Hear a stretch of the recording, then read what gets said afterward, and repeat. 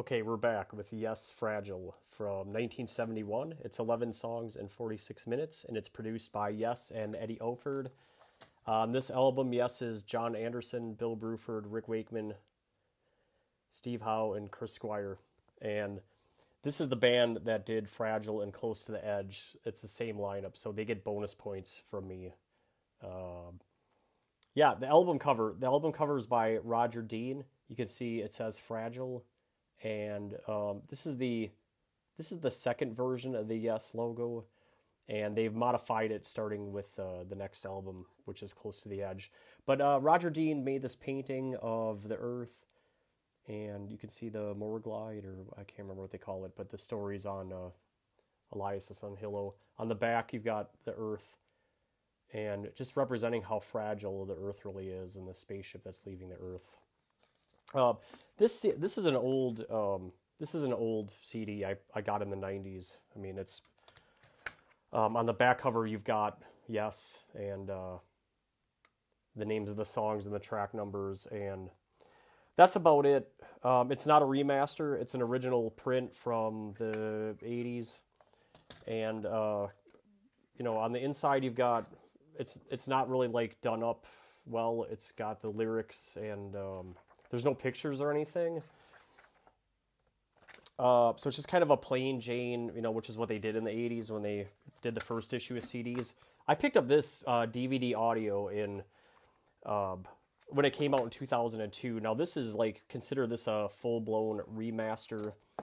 DVD audio plays on DVD players and Blu-ray players, and it has better packaging. You can even tell that there's a difference in the album cover. This one's more blue, and this one's more purpley. And, it has the same images, but it's different. And this one has pictures in it, and it's got an interview of John and Steve and Chris on the inside. And it's not too informative, but, they went a little bit more out for it. It's got a 5-1 mix, which is why I bought it. And it's got a bonus track. You can see right here, America. See that right there? So I won't review America here because it's not in the original release, but at one point in time I thought DVD audios were going to be the future because that's what I was led to believe, but they just kind of petered out. Now you get an MP3 or digital stream on Spotify or whatever. But that's just what it was. So it sounds like Yes. What's different about between Fragile and the Yes album, which is the previous album, is the addition of Rick White on keyboards.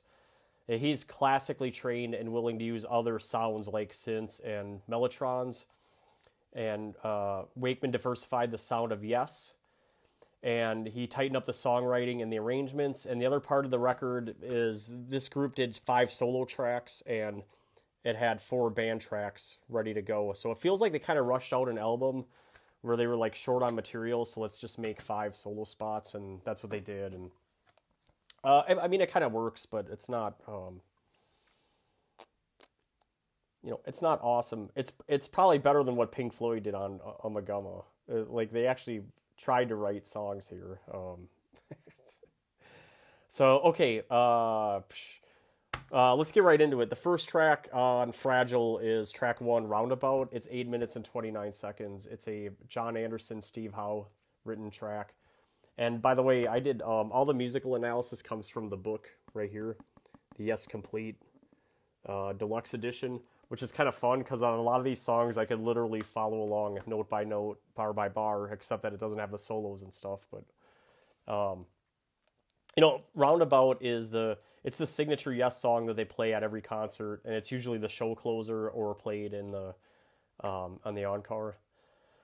It's in the key of G major, and it's medium beat in 4/4 time, and there's a few parts of the song. The intro, it starts with an acoustic guitar, do do do do do do do, which by the way is a huge meme that my kids discovered a few years ago. But it's like the Ready meme or whatever they call it. But it starts with an acoustic guitar, and then it gives away to the big bass line, and boom boom boom boom boom, and then the intro is 59 seconds long, and then the next part of the song is the verse, which is 14 bars, and this is where John sings "I'll Be the Roundabout." And then after that is the chorus. The chorus is 16 bars, and John Anderson sings "In and Around the Lake." And this is where you really get the Rick Wakeman effect of the band, because he's, he's really playing along with the melody of the chorus. And then the bridge is the next part of the song. It's "Along the drifting cloud, the eagle searching down on the land." That goes about 40 bars, but it's broken up into 2 parts. So there's that first part, and then that's 12 bars. And then there's 8 bars of like instrumental keyboards where Rick Wakeman is just hammering away. Da, da, da, da, da, da, da, da, da. And then there's another 20 bars where John starts singing kind of like the first part of the bridge, but it's go closer, hold the land. Ba, ba, ba, ba, ba, ba. Okay. And that's the bridge. So it's like a 40-bar bridge. There's a solo, or solos. The solos start at 5 minutes and 51 seconds right after the refrain of "In and Around the Lake." The first solo is the keyboard part. And then after that is the guitar part, which starts at 6:18. And then the keyboard again at 6:30, and then at 6:44 the guitar part again. And then and what it is it's just Rick Wakeman and Steve Howe are just trading back and forth. And when they do this live at a show, they go on and on and on, and it's great on the album version, but when they play it live, it's pretty super if you've never been to a Yes concert. Let's see. It's a complicated song arrangement for Roundabout to stretch it out to 8 minutes and 29 seconds. So it starts out verse, verse, chorus, bridge, then the solos, which is Steve and Rick repeating, and then you repeat the first verse and then the chorus, and then an outro, which is a ta ta da da da da da, that whole part, and that's Roundabout. The second track is called Cans and Brahms, extracts from Brahms' 4th Symphony in E minor, 3rd movement. It's 1 minute and 35 seconds. This is the first solo spot. It's arranged by Rick Wakeman. Nothing much to say about Cans and Brahms other than Rick layered some keyboard, organ, and piano parts on top of each other. And I actually found a link of an orchestra playing it. I'll give you guys the link, but the whole song is.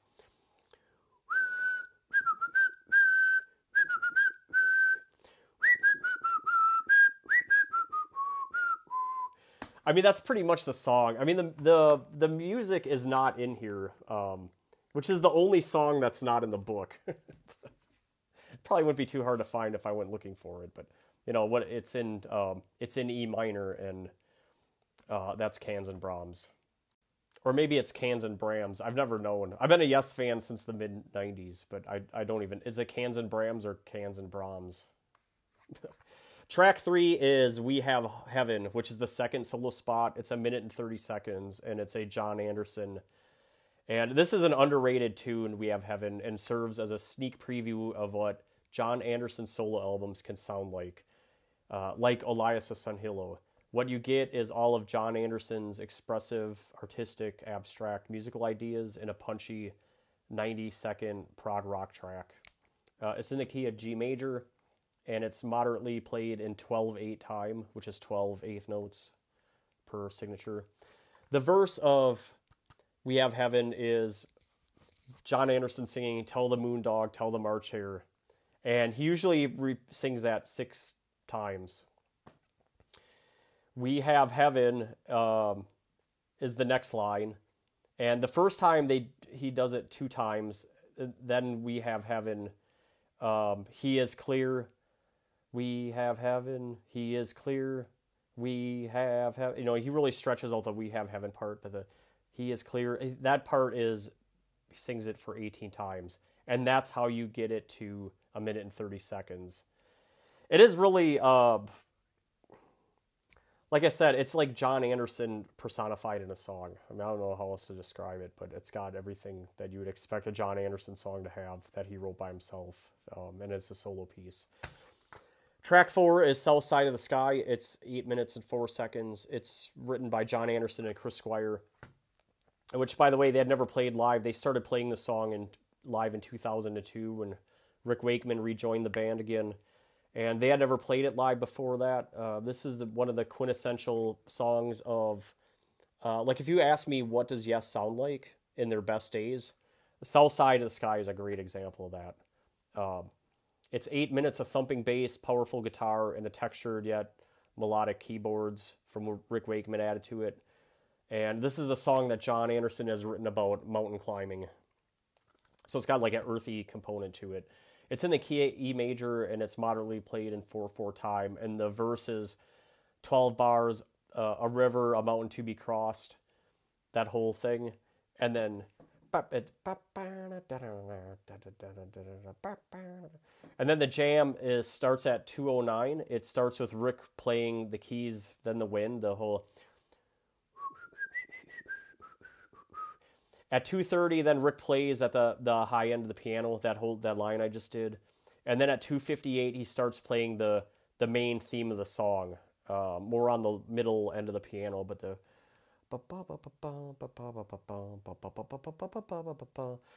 And then after that, the la la la la la la, that's the whole Chris Squire sung part with some drumming.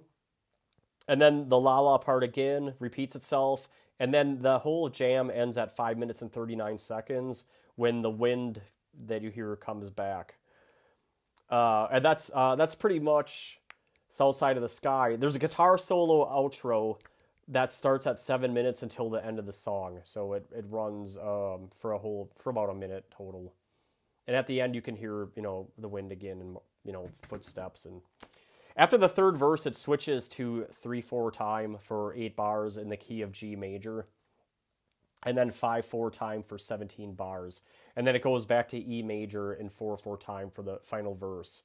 And the song arrangement of South Side of the Sky is verse, verse, verse, jam, verse, verse, and then that final guitar solo outro. That's South Side of the Sky. The fifth track on Fragile is 5% for Nothing, which is 35-second Bill Bruford track. It's in the key of E flat major, brightly in 2/4 time. It's an instrumental that lasts 32 bars. It's just they do that for 16 bars and then they repeat it. There's not much to say about it. It's Bill Bruford's attempt, probably his first ever attempt at writing a song. Track 6 is Long Distance Runaround. It's 3 minutes and 33 seconds. It's John Anderson's song. This is a song that is radio friendly and it's a concert staple, and they played it, I'm familiar with it going back to my high school days. It's in the key of C and it's moderate time in 4/4. And the intro was the whole da-da-da-da-da-da-da-da. The intro goes for 44 seconds. The verse is John Anderson singing Long Distance Runaround, da-da-da-da-da-da. It goes on for 14 bars. And then the third part of the song is the jam, which starts at 2:19 and runs until 2:42, so about 23 seconds, or 33 seconds. But it's the whole da-da-da-da-da-da-da-da-da-da-da-da-da-da-da-da-da-da. It's that whole thing, okay? It's actually a real simple song.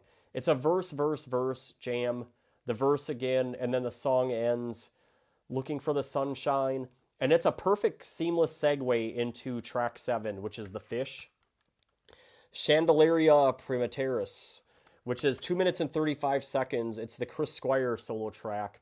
And this is a real song. It was a tour staple that would be played on concerts during the Chris Squire solo part, or as a duet with Alan White. Sometimes Steve would be up there, but I mean, it's really a showcase of Chris Squire. It's in the key of E major, and it's moderately in 4/4 time. You can break the song up into 4 parts, which is an intro of 7 bars, and then after the intro, it segues into the second part, which is 24 bars, and then the main part of the song is 49 bars. It's 7 bars, and it's just replayed 7 times, and the version that's in this book, I mean, you can literally just follow it note for note, bar for bar. And then the fourth part of the song is the 14-bar exit, okay? And that's The Fish, but it's got a bum bum bum bum bum bum bum bum bum bum bum bum. The whole thing builds, and Chris Squire is really proud of himself on how he constructed it, and used a bunch of tracks during the recording. All on bass is the recording. The total song is 94 bars total. Now, the final two tracks on Fragile are Mood for a Day and Heart of the Sunrise. Track 8 is Mood for a Day. It's 2 minutes and 57 seconds. It's a Steve Howe. It's his solo spot. And it's like a Spanish-style guitar solo piece. It's the clap on the Yes album's the better track, but he plays this one. He plays the clap in Mood for a Day a lot in concerts. So it's kind of stuck with him over the years. It's in the key of D major and moderately... The time signature's all over the place. It's 3/4, 6/8, 5/8, 2/4 time, just switching chaotically. The intro is in 3/4 time. This is the da da da da da da da da da da da da da da. You know that go. The intro was 8 bars, and then the 2/4 part is the do do do do do do do do do do do do. That's that whole thing when he slows it down. But most of the song is in 6/8, which is do da da da da da da da da da da da da da da da da da. That whole part, that's most of the song is in 6/8 time, and it's an instrumental. There's no singing, there's no words, and that's Mood for a Day. It's a good setup for track 9, which is Heart of the Sunrise. It's the final track on the album, and it's the epic. It's 10 minutes and 34 seconds on Fragile. And it's was given credit to Anderson and Squire, but also Bruford. I think what I had read before was Squire just gave it to Bruford. And I'd also read that Wakeman was an author, but wasn't allowed to receive credit. So that's just how those things go when you're dealing with record companies and publishing. This is the song that Chris Squire wrote and admitted he was under the influence of 21st Century Schizoid Man by King Crimson. They aren't identical, but if you listen to both songs back to back, you can hear the influence and how it impacted Heart of the Sunrise. For me, this is one of the songs, along with Roundabout, Long Distance, Southside, and now Heart of the Sunrise. You really get the payoff for having Rick, Steve, and Chris in the band. With Bruford, it's the best configuration of Yes.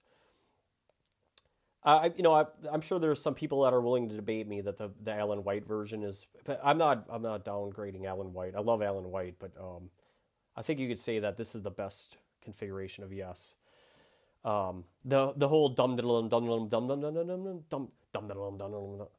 Okay, Heart of the Sunrise is in D flat major, a very odd key, and it moves mostly between 6/8 and 12/8 time. There's some other scrolly stuff in there too. The intro is all in 6/8 time. This is how the dum dum dum dum dum. This is how the song starts. The first verse is in 24 bars. John Anderson sings "Love Comes to You," and then after. This is all in 6/8 time. The second verse is "Lost on a Wave," and then after. It's 8 bars. This is where it switches to 12/8 time. The third verse is 18 bars. "Lost in Their Eyes as You Hurry By." And it switches to 9/8 time, 7/8 time, 12/8 time. It's mostly in 12/8 time, but this is where the song really starts to get more herky-jerky in terms of the... I mean, you can feel it when you're listening to it. I'm referring to the sheet music, but you can tell that the time signatures are definitely changing when you're listening to it. There's the refrain part of the song. He comes back and sings "Lost in Their Eyes as You Hurry By." That's 4 bars. And it's really the refrain sets up the jam. The refrain is in 6/8, 9/8, and 7/8. And then the jam. The jam is the whole dum dum dum dum dum, and Steve Howe's going crazy during the jam. And that's my favorite part of the song, really. When they played it at the Yes concert, I saw them last year, 2022. I was actually really impressed at the way Billy Sherwood on bass played it, and the new drummer is Jay Shellen. I mean, it sounded like Chris Squire and Alan White. Honestly, they did an awesome job, and it just reinstilled what I've always thought was Billy is like he's the glue of the band. Billy, and right now, I mean this version of Yes, which a lot of people don't like, with a Billy and John Davidson, but Billy and Steve are the glue right now. A lot of people probably hate me for saying that, but that's okay. Hate away. I like yes, all configurations. The bridge is the straight line moving and removing sharpness of the color sunshine. That's 12 bar bridge, and it's in 2/4 time. And then the final part of the song is Love Comes to You, and then after Dream On, that's 10 bars, and it's in 12/8 time. And that's different from the first verse, even though he's singing the same thing. It's like it's in 12/8, and it's moving around. This song it's the introduction, the verse, those first three verses, and then the refrain, and then the jam, and then the bridge. And then at 10 minutes and 38 seconds, the album ends with a reprise of We Have Heaven, which when you add that, it makes Heart of the Sunrise 11 minutes and 20 seconds long. But yeah, it's the best song on the album. Fragile had sales of 2.3 million, or has. It's still selling. According to bestsellingrecords.com, that's the number 2 album for Yes in terms of sales, and it's number 17 for 1971. ProgArchives.com gives it a 4.46, which is good for number 10 on the all-time prog list, which is the user compile. AllMusic.com gives it 5 stars, and Rolling Stone has given it 4 stars, and favorable. Fragile. If you haven't heard it, what are you doing? And you need to get on it. Find a version. Next up on the channel will be Emerson, Lake and Palmer, Pictures at an Exhibition, and then King Crimson Islands. Woo! And I'm sorry I've been away, but work is always a bear, and I've just got a lot of stuff going on, but I'll keep pumping these out. Thank you. Like and subscribe, please.